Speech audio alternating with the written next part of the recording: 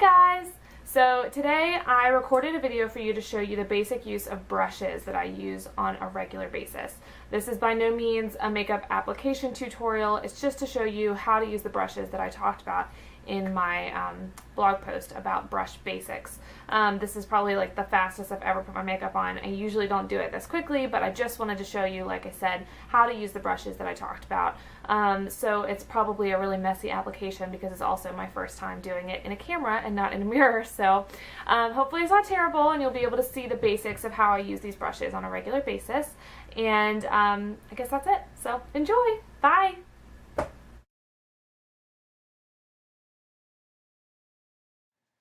Okay, so first off we're going to start with foundation.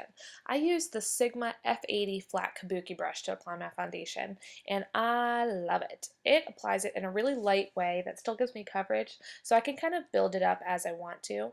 I don't have to cake a bunch of foundation on my face all at once. I also really like it because it gives me a really smooth application without leaving streaks the way that a lot of foundation brushes can, or like your fingers can when you apply your foundation with your fingers. But really, foundation is just a personal preference. A lot of people feel like they can get better coverage, better finish with their fingers, and that's totally fine. Whatever you prefer, but this is what I use. And I am using this brush with L'Oreal True Match Lumi foundation in Classic Ivory because I have nice pasty skin. So that is what I use with my foundation brush. Next up, I'm going to apply my concealer with the Sigma F75 brush. I really like the shape of this brush because it's got a little point to it, so I can really get in the corners there, but it's also wide and flat enough to really cover this large triangular area under my eyes that I want to highlight. I have got a lot of bags and circles under my eyes, so doing this sort of large triangular down the side of the nose and up to the outer corner area is really helpful for me.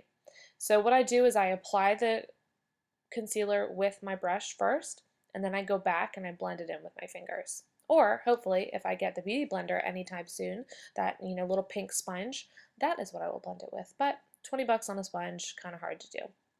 So for now, I'm just using my fingers to blend in my concealer. Always make sure that you use your ring finger to blend anything under your eyes or to put on eye cream or really do anything around your eyes because your skin around your eyes is very delicate and your ring finger is the weakest finger on your hand. So you can make sure to take care of your eye skin if you use your ring finger when you're working with your eyes. And I am using CoverGirl and Olay Simply Ageless Concealer in Light, which I love because it has an anti-aging serum in it. It's got a great consistency. Definitely good for under my eyes. So next I'm going to set my makeup with the e.l.f. Stipple brush. That's eyes, lips, face. This is like $3 from Target, so if you're going to get a brush, get this one. The duo fibers in this brush really pick up a good amount of pigment, and when I say a good amount, I don't mean a lot. I mean the amount that I need to sort of set my foundation and my concealer without giving me a ton of cakey powder on my face. And I'm using Neutrogena Translucent Shine Control Powder because I have oily skin. So it's really just a kind of quick brushing over my face to get that powder on there and set my makeup. So next up I'm going to use the Sigma F15 Duo Fibre Powder brush. I really like this brush. It's very similar to the Stipple brush, but it's a different shape. I use this to apply my bronzer and sometimes my blush. Today I'm going to use it to apply my blush, but I'm using it to apply my bronzer because it's, again, the duo fibers don't pick up a ton of product. It's really a light wash of color, and that's what I want when I put my bronzer on because I have really pale skin and it's very easy for me to look like I over bronzed my face. So I definitely want a brush that's not going to put a ton of it on there, but that you're going to see the product. You can see that bronzer going on my face without creating this line, which is why I love this brush. And I'm using Benefit Hoola bronzer, which is one of their many face powders, which I love. This was probably the first one that I ever got. And I really like it because it's matte and not shimmery like a lot of bronzers can be these days. I don't want a shimmery bronzer on my face. I just want to look like I am sun-kissed. So that is why I like Hoola. Next up, I'm going to use the same brush to apply my blush. And again, it's for the same reason. I want a light wash of color, not a heavy blush application.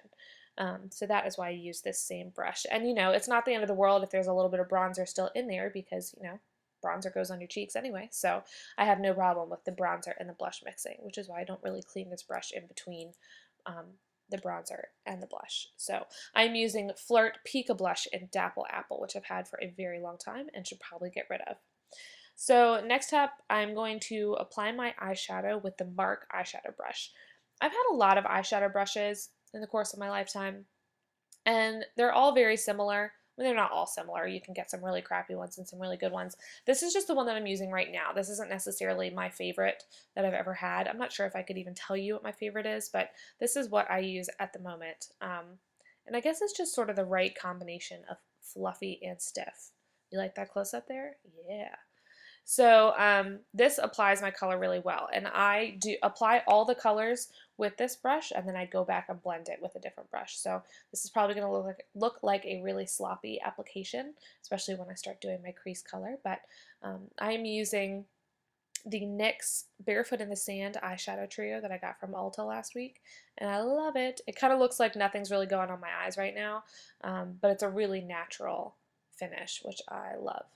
So here comes the sloppy outer corner and crease application. It's going to look really bad until I blend it, but you always have to make sure you have a clean brush for blending, which is why I don't blend with this brush, because I'm really just going to muddy up all of my colors. And it won't really matter where I put them if I then use this brush to blend, because they'll be all over my eye.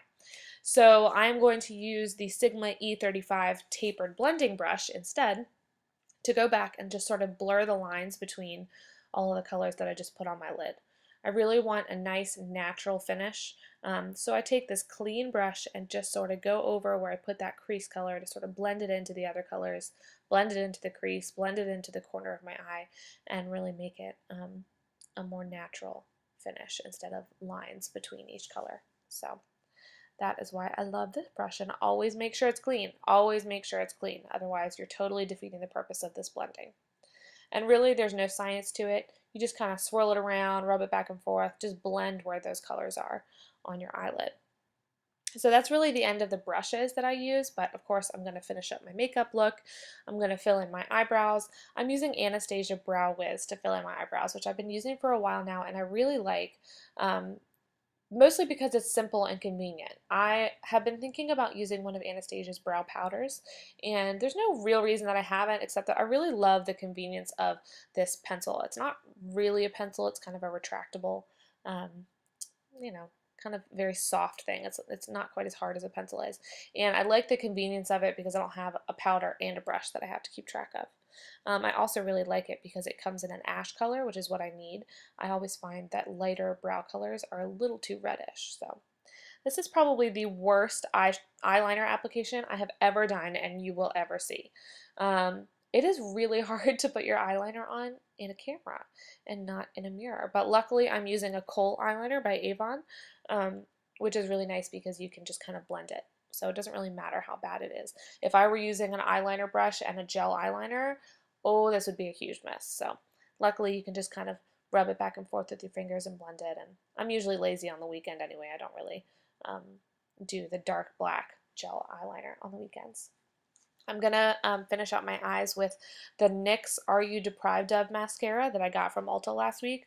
I really, really like this mascara. It's got a serum in it, so hopefully over time it's supposed to build up your length and build up your volume in your lashes. I really like it because it's a small, stiff brush and the mascara is kind of dry, so when it goes on, it's not going on in huge clumps. You know, you can keep layering it on, and it's not going to have these huge clumps on your eyelashes. So it's black, it's very black, which I like. So when you put it on, even though it's not making your eyelashes huge, it is dark.